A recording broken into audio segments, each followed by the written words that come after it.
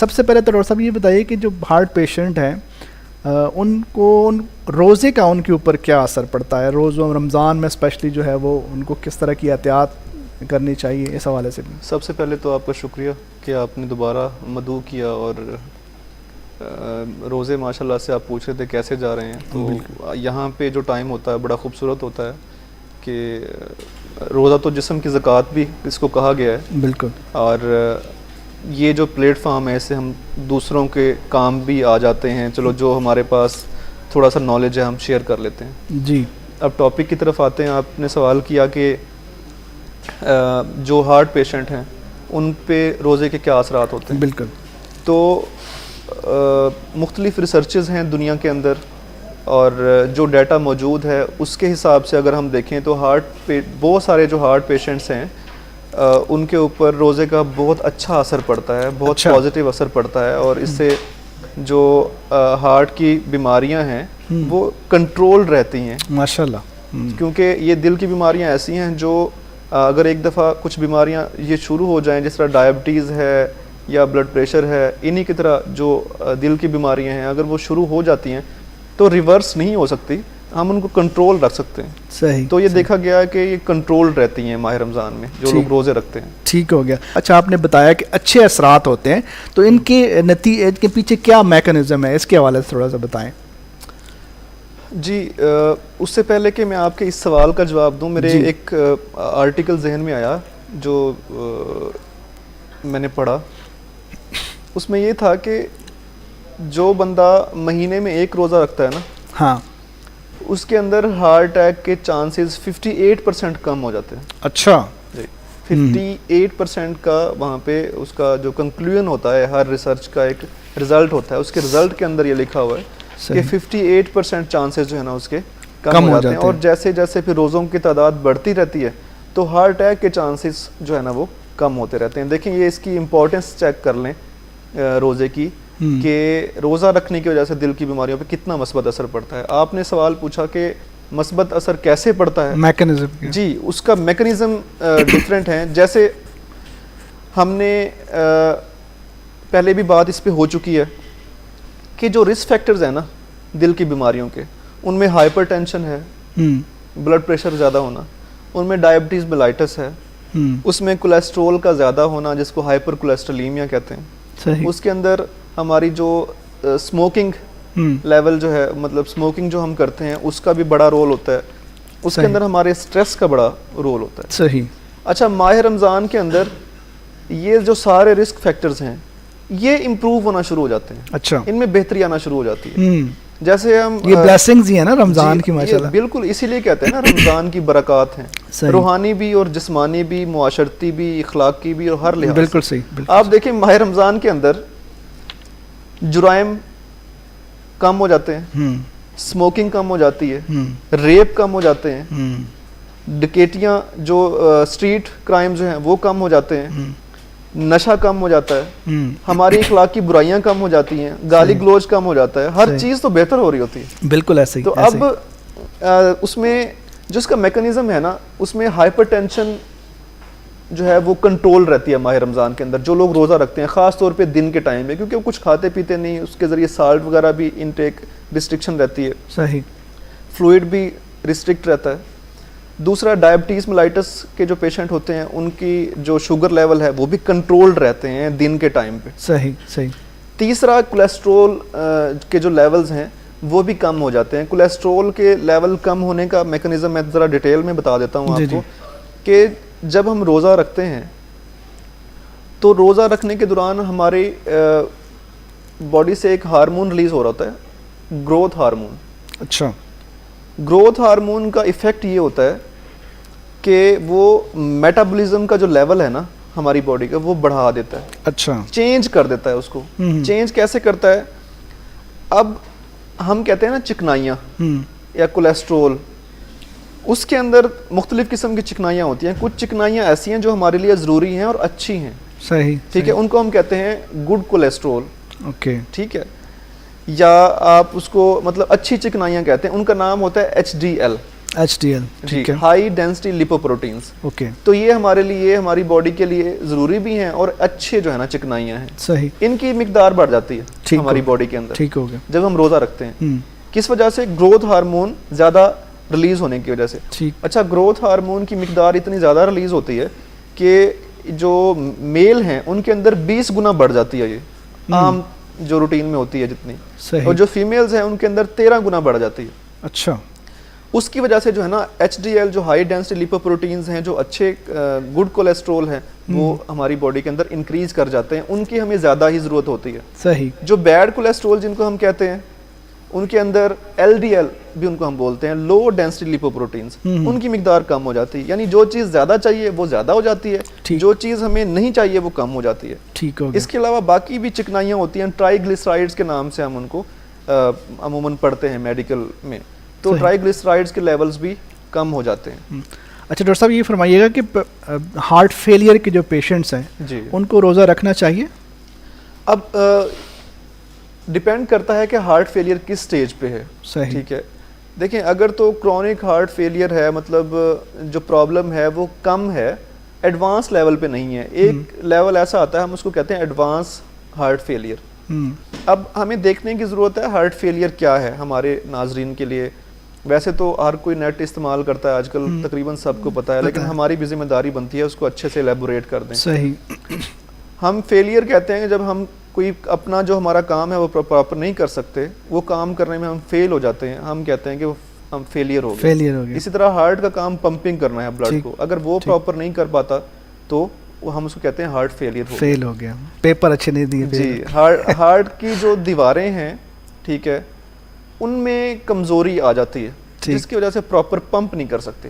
Okay, तो जो heart failure के पेशेंट हैं, डॉक्टर उनको कहते हैं जी आपने पानी ज़्यादा नहीं पीना, पानी की एक ख़ास मिकदार आपने इस्तेमाल करनी है। सही, ठीक है, और रोज़े का मकसद क्या है? रोज़े का मकसद भी यही है कि हमने सहरी के टाइम जो है खाना है, अल्लाह की खुशनुदी तो हासिल करनी है, बिल्कुल, जिस्मानी फ़वाइद भी इस तरह हासिल करने हैं कि हमने दिन में कोई चीज़ भी इस्तेमाल नहीं करनी। अब सही। दिन में उस पेशेंट ने पानी नहीं पीना, जो कि डॉक्टर ने उसको रिस्ट्रिक्ट किया हुआ है। ठीक है, तो जब वो पानी नहीं पिएगा तो उसका जो है ना अच्छे असरात मुरतब होंगे उसकी सेहत पे, और वो जो हार्ट फेलियर है, मतलब एक पॉजिटिव साइन होगी रोज़ा रखना उसके लिए, एक सही। पॉजिटिव चीज़ होगी, अच्छी चीज़ होगी। ठीक है। अच्छा इसके अलावा एंजाइना जो दिल का दर्द है उस हाँ जी। हवाले से भी थोड़ा सा बताएं कि ऐसे पेशेंट्स को रोज़े के हवाले से क्या एहतियात करनी चाहिए? जो मैंने इन्फॉर्मेशन गैदर की है मुख्तलिफ बुक्स से और आर्टिकल से और कार्डियोलॉजिस्ट से डिस्कशन के बाद, तो उन्होंने फरमाया कि एंजाइना सबसे पहले उसको डिफ़ाइन कर लेते हैं कि जो दिल का दर्द होता है ना, जिसमें दम घुटना शुरू हो जाता है पेशेंट का, और शोल्डर में भी दर्द आता है, बाज़ दफ़ा आपके जॉ के अंदर भी आता है, गर्दन के अंदर भी, और बाज़ दफ़ा लेफ़्ट बाजू के अंदर भी, इनमें से कोई भी जो है ना अलामत हो सकती है एंजाइना के पेन की। ठीक है। इसकी स्टेजेस होती हैं 3। जो पहली स्टेज है ना, उसके अंदर तो जब बहुत मुशक्क़त कोई कर रहा हो ना, जैसे खेतों में काम कर रहा है, वज़न उठा रहा है, तब पेन आता है। अच्छा, जो सेकंड स्टेज है उसके अंदर ये है कि बंदा अगर कोई लाइट सा काम भी कर रहा है ना तो भी पेन स्टार्ट हो जाता है। थर्ड स्टेज में बंदा रेस्ट में भी होता है ना, तब भी पेन स्टार्ट हो जाता है, यानी स्फेयर स्टेज आ जाती है। सही।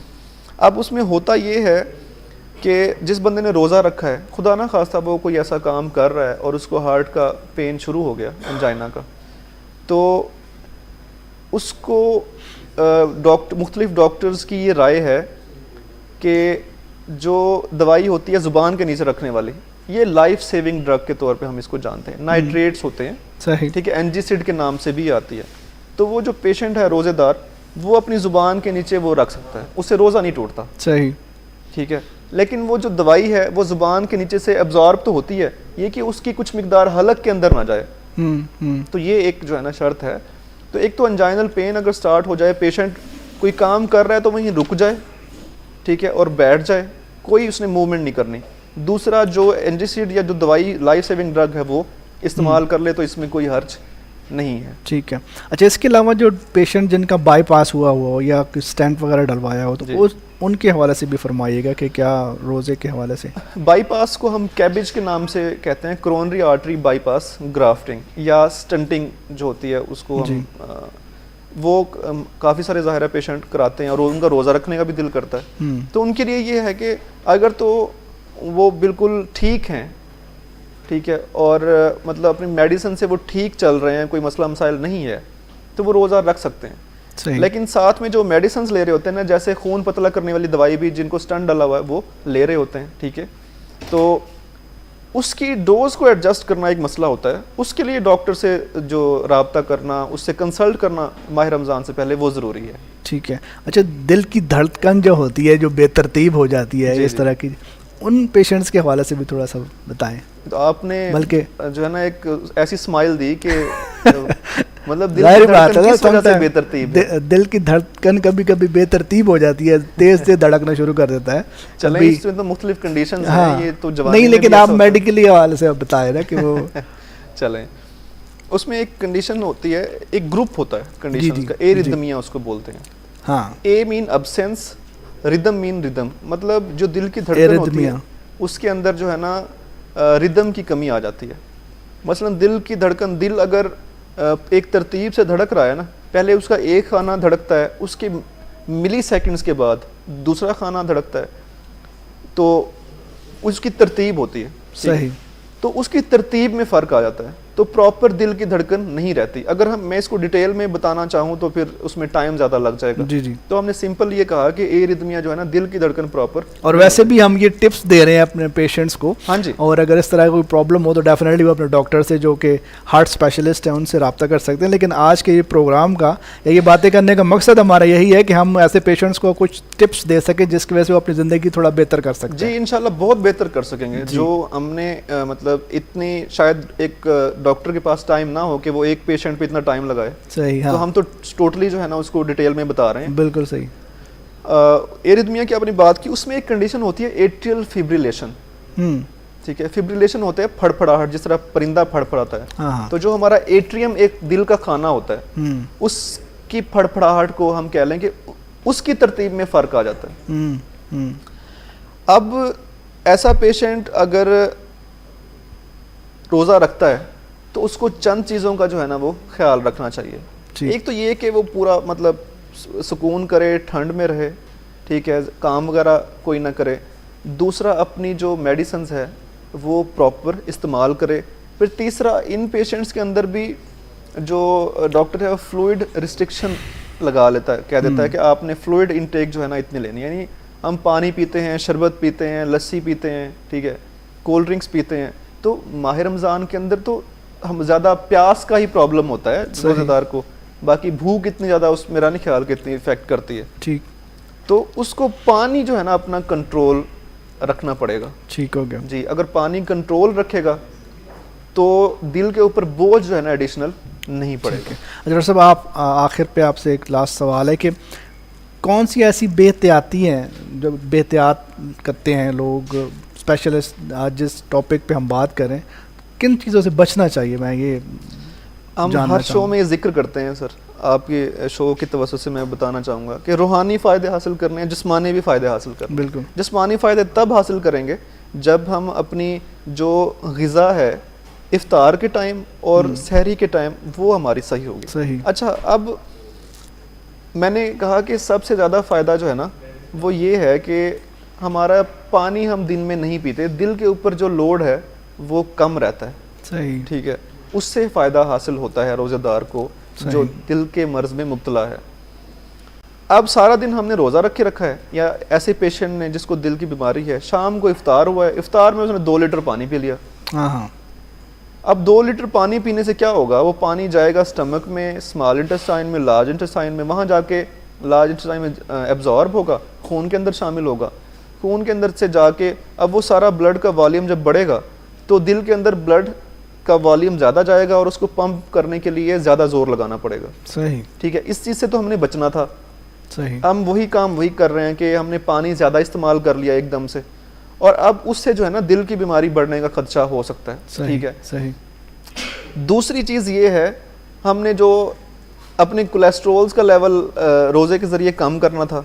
ठीक है, हम शाम को तले हुए पकोड़े, अच्छा समोसे और मतलब फ्राइड चीज़ें, वो सारी चीज़ें खा रहे हैं। ठीक है, और हमने नमक का इस्तेमाल जो है वो मैं पहले मुझे बताना चाहिए था, वो उसमें मैं मिस कर गया। जो साल्ट इनटेक है वो तो हमने कम करना है, लेकिन रोज़े के टाइम पे आपको दही बल्लों के अंदर भी, पकौड़ों के अंदर भी, और फ्रूट मतलब फ्रूट चाट के अंदर तो नहीं, बाकी बहुत सारे आइटम्स होते हैं तो उनके अंदर नमक होता है। ठीक। अब वो हमने पानी भी ज़्यादा पी लिया शरबत की सूरत में, नमक का इंटेक भी कर लिया, अब उसके रिजल्ट के अंदर और जो चिकनाइयाँ हैं वो भी ज़्यादा ले ली। सही। यही चीज़ें हम कम कर रहे थे, अब हमने वही इतनी ज़्यादा खा ली और हमने उसको बढ़ा लिया। दूसरा मेडिसिन्स हैं। अब ब्लड प्रेशर जिन लोगों को होता है, ठीक है, अक्सर जिन लोगों को दिल की बीमारी है ना, वो ब्लड प्रेशर की वजह से या शुगर की उसके पीछे कॉज होती है, तो ब्लड प्रेशर की हम दवाई ले रहे होते हैं, उसको एडजस्ट करने की ज़रूरत होती है। तो उसको एडजस्ट करने की ऐसे ज़रूरत होती है कि रोज़े की हालत में ब्लड प्रेशर कम होता है, ठीक है, आप दवाई आपने वैसे ही ली जैसा नॉन रमज़ान के अंदर लेते हैं, रोज़ा आपने रखा हुआ है, अब रोज़े की वजह से ब्लड प्रेशर तो वैसे ही कंट्रोल्ड है, आपने वो दवाई खाई, आपका ब्लड प्रेशर लो होने का ख़तरा भी होता है। तो एक तो ये इसको एडजस्ट करना है, ठीक है। इसी तरह जो है जो लोप्रिन है, एक दवाई होती है खून पतला करने वाली, उसको भी हमने प्रॉपर मिकदार में इस्तेमाल करना है कि हमारा खून, आम तौर पे कुछ रिसर्चेज ये भी कहती हैं कि रोज़ा रखने से खून थोड़ा सा गाढ़ा हो जाता है। अच्छा। क्योंकि पानी नहीं ना जाता जिस्म के अंदर, तो वो दिल पे लोड भी डाल सकता है। सही। अब एक बंदा अगर दिल की बीमारी है, लोप्रिन वगैरह का अगर वो इस्तेमाल कर रहा है, तो उसकी डोज जो है ना वो प्रॉपर रखनी है। वो इस डोज प्रॉपर रखने के लिए डॉक्टर से कंसल्टेशन जो है ना वो ज़रूरी है। तो ये 3-4 चीज़ें थी, एक तो वाटर इनटेक, दूसरा साल्ट इनटेक, चिकनाइयाँ, उसके बाद जो दवाइयाँ हैं, ब्लड प्रेशर की दवाई और जो खून पतला करने की दवाइयाँ हैं, और बाकी भी जो दवाइयाँ हैं, जिस तरह कुछ लोग लेते हैं डायोरेटिक्स, यानी ऐसी दवाइयाँ जो ब्लड प्रेशर की होती हैं और उनसे पेशाब ज़्यादा आता है। बिल्कुल सही। ठीक है, तो उनको भी एडजस्ट करने की ज़रूरत है सहरी में या इफ्तारी के टाइम पे, और उनकी डोज प्रॉपर करने की ज़रूरत है। डोज ना कम हो ना ज़्यादा हो, तो तब जो है ना फिर हम रोज़े के जो दिल के मरीज़ हैं वो रोज़े के फ़ायदे हासिल कर सकते हैं। अदरवाइज़ ये कि उससे नुकसान भी जो है ना वो चलें हो सकता है। बहुत शुक्रिया डॉक्टर साहब, आज फिर से आपने मेरा है कि जो हार्ट पेशेंट है उनके लिए जो है ना वो बहुत ज़्यादा इन्फॉर्मेशन थी, और आप लोग खुदा न खास्ता अगर इस तरह की किसी बीमारी में मुब्तला हैं तो आज का जो ये टॉपिक था मेरे ख्याल आपको बहुत ज़्यादा हेल्प करेगा।